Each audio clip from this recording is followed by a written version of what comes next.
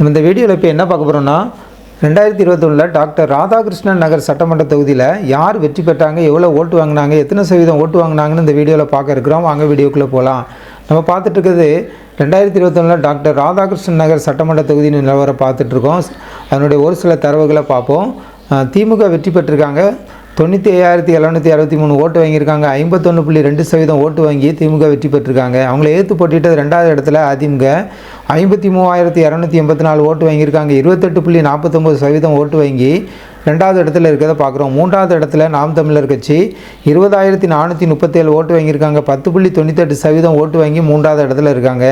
4வது இடத்துல மக்கள் நீதி மையம் கட்சி 11,198 ஓட்டு வாங்கியிருக்காங்க. 5.99% ஓட்டு வாங்கி 4வது இடத்துல இருக்காங்க.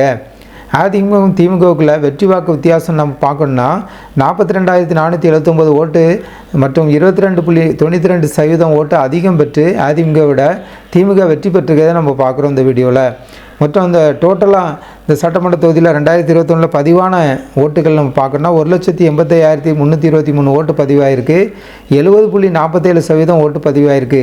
ஓட்டு போட தகுதியானவர்கள்னு பார்க்கணுன்னா 2,62,980 பேர் ஓட்டு போட தகுதியானவர்கள். ஆனால் ஓட்டு போட்டவங்க 1,85,323 பேர் ஓட்டு போட்டிருக்காங்க. 2021 டாக்டர் ராதாகிருஷ்ணன் நகர் சட்டமன்ற தொகுதியில் திமுக வெற்றி பெற்றிருக்க பார்க்குறோம் இந்த வீடியோவில்.